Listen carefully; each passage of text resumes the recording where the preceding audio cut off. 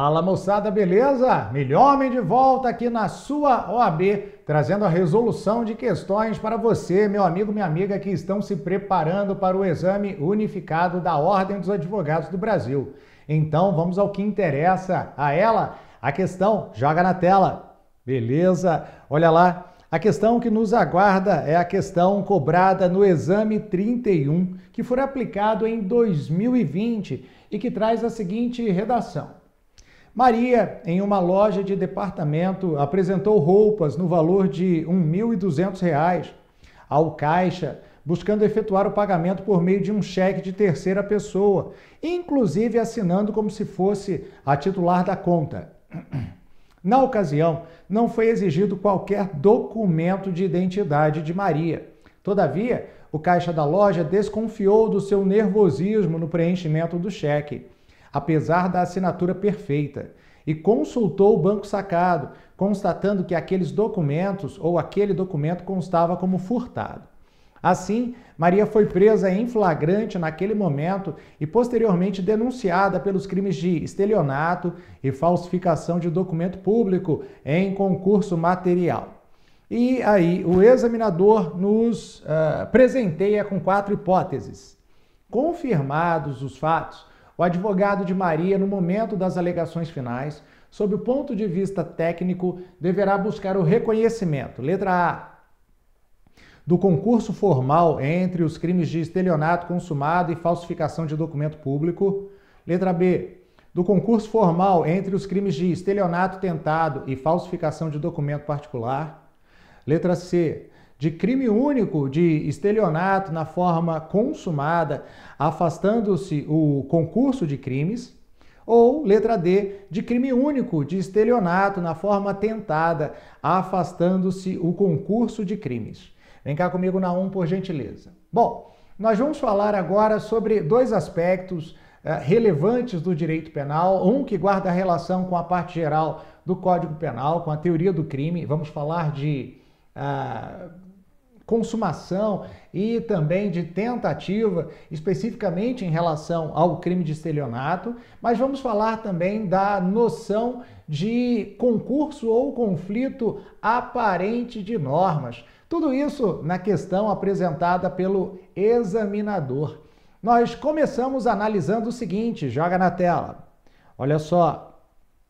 O estelionato encontra previsão no artigo 171 do Código Penal e tem como conduta proibida a descrita no preceito primário da norma como obter para si ou para outrem vantagem ilícita em prejuízo alheio, induzindo ou mantendo alguém em erro, mediante artifício, ardil ou qualquer outro meio fraudulento. A pena é de reclusão de 1 a 5 anos e multa de R$ 500.000 a 10 contos de réis.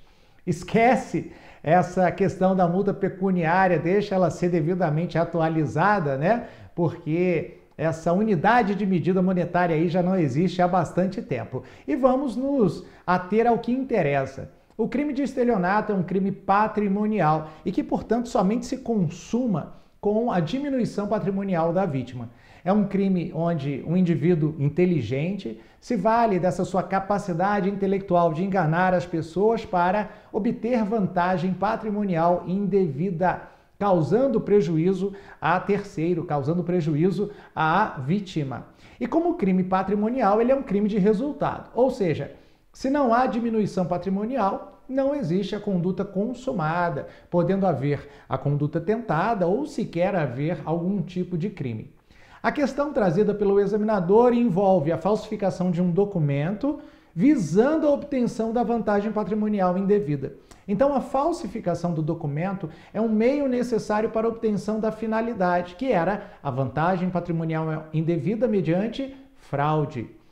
E nós estamos aí justamente diante do conceito de concurso ou conflito aparente de normas. Joga na tela aí, por gentileza. Bom, quando eu falo em concurso ou conflito aparente de normas, eu me refiro àquela hipótese onde, aparentemente, 2 tipos penais que tutelam, protegem a mesma objetividade jurídica se apresentariam ou aplicariam numa mesma situação fática.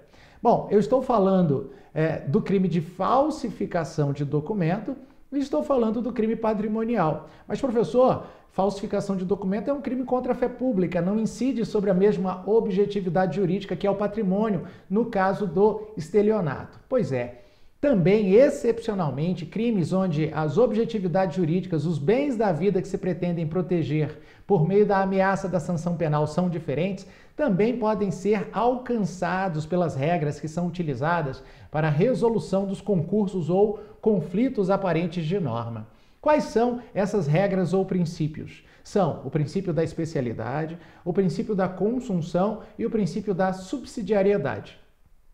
O princípio da especialidade é aquele que aplica a regra constante da lei de introdução das normas do direito brasileiro, que diz que uma norma especial tem preferência em relação a uma norma geral, considerando-se especial aquela norma que contém tudo que a norma geral contém, mais alguma coisa. Esse mais alguma coisa é o chamado elemento especializante. Assim, por exemplo, o Código de Trânsito Brasileiro, ao tipificar a conduta de lesão corporal culposa, tem preferência sobre a lesão corporal culposa prevista no Código Penal Comum. O princípio da subsidiariedade, por sua vez, é aquele que preceitua que uma norma poderá ser aplicada quando aquela que prevê uma sanção mais gravosa não se aplica. É a figura do soldado de reserva. Por exemplo, periclitação da vida ou a saúde de outrem. Só se aplicará esta norma, este tipo penal, se eventualmente a integridade física ou a vida da pessoa não fora efetivamente atingida na lesão corporal ou no homicídio. E por fim, eu tenho a consunção. O princípio da consunção é aquele que faz com que a norma que tutela de forma mais abrangente um determinado bem da vida seja aplicada com exclusividade, consumindo, absorvendo as demais normas que eventualmente podem ter incidência na conduta criminosa. Assim, por exemplo, o crime de lesão corporal numa progressão criminosa será absorvido pelo crime de homicídio. Eu vou ferir a pessoa para conseguir matar. Vou responsabilizá-lo pelo crime de lesão corporal e de homicídio? Não, somente o de homicídio. É esse o mesmo raciocínio que deve ser adotado em relação à falsificação do documento para a prática do estelionato. Por quê? Quando a falsificação do documento é um meio necessário para a obtenção do resultado previsto no tipo penal do estelionato, ele é absorvido. Quem está dizendo isso? A jurisprudência. E é isso que nós vamos ver agora. Joga na tela. Muito bem. Olha lá. Súmula 17 do Superior Tribunal de Justiça. Entendimento sumulado do STJ. Quando o falso, ou seja, quando a falsidade se exaure no estelionato, sem mais potencialidade lesiva, ela é, a falsidade, o falso, absorvido pelo estelionato. Vem cá, por gentileza, em outras palavras, funciona assim. Se a falsificação do documento não tem outra finalidade que não possibilitar a diminuição patrimonial da vítima, então o estelionato absorverá o crime de falsidade. É isso mesmo. Não será esse cidadão responsabilizado pelo crime patrimonial, mas pelo crime de contra a fé pública. E uma outra questão, agora envolvendo a natureza jurídica do cheque. O cheque é um título cambiariforme. Como é que é, professor? O professor, há muito tempo atrás, já foi professor de direito empresarial. Título cambiariforme é aquele documento que tem a forma de título de crédito, mas que na realidade não tem esta natureza. O cheque não é um título de crédito, é somente uma ordem de pagamento à vista. O credor, o sacador, aquele que é titular de uma conta corrente no banco, determina ao banco, o sacado, que efetue o pagamento ao beneficiário. Beleza? Então, basicamente, nós estamos tratando de um documento, um título cambiariforme que tem natureza particular. Mesmo o cheque que é produzido por bancos estatais como a Caixa Econômica Federal ou o Banco do Brasil, são considerados documentos particulares. Por quê? Porque uma empresa pública, mas tem personalidade de pessoa jurídica de direito privado. E a outra é uma sociedade de economia mista. Empresa pública, a Caixa Econômica Federal, sociedade de economia mista, o Banco do Brasil. Então eu não posso falar que uma cártula de cheque, uma folha de cheque, cártula, sinônimo, você vai entender e vai encontrar sempre na doutrina e quem sabe até na sua prova da OAB, são documentos particulares. Agora você tem todas as informações necessárias para poder responder à questão. Vamos a ela? Joga na tela. Beleza. Olha lá. Questãozinha. Confirmados os fatos, o advogado de Maria, no momento das alegações finais, sob o ponto de vista técnico, deverá buscar o reconhecimento. Letra A. Do concurso formal entre os crimes de estelionato consumado e falsificação de documento público. E aí, verdadeiro ou falso? Você já sabe, é falso, não tem o crime de falsidade, esse é absorvido pelo estelionato. E se não tem dois crimes, não pode haver concurso de crimes. O concurso formal é digamos, opção do legislador por razões de política criminal, onde ele deixa de aplicar a sanção penal a cada crime cometido para aplicar a sanção penal do crime mais gravoso sobre o qual incidirá uma causa de aumento de pena. E basicamente é a conduta onde o agente, por meio da prática de uma única conduta, gera resultados diversos. Não é a hipótese da nossa questão trazida pelo examinador e, portanto, a letra A é falsa. Joga na tela. Letra A, falsa. Letra B. Do concurso formal entre os crimes de estelionato, tentado e falsificação de documento particular. Você também sabe que é falso, porque não existem dois crimes. Letra C. De crime único de estelionato na forma consumada, afastando-se o concurso de crimes. Vem cá comigo. O estelionato se apresenta na forma consumada ou se apresentou na forma consumada nos moldes em que trazido pelo examinador? E a resposta é não.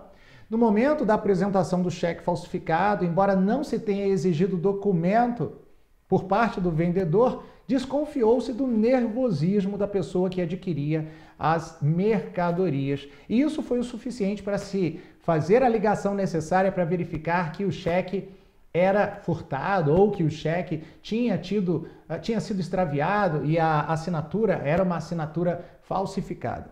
Se não houve êxito na diminuição patrimonial daquele empresário com a apropriação das mercadorias sem o efetivo pagamento devido por elas, não há que se falar em consumação delitiva no crime de estelionato. Lembre-se, o crime de estelionato é um crime de resultado e somente se consuma com a diminuição patrimonial da vítima. Logo, se não é consumado, é o quê? Tentado. Então, joga na tela. Muito bem. Letra C, falsa. E aí, por exclusão, a letra correta, a hipótese correta para a nossa questão é aquela elencada na letra D. Cuida-se de crime único de estelionato na forma tentada, afastando-se o concurso de crimes. Meu querido, minha querida, eu espero que você tenha gostado, porque eu volto com mais questões de direito penal para você. Um abraço.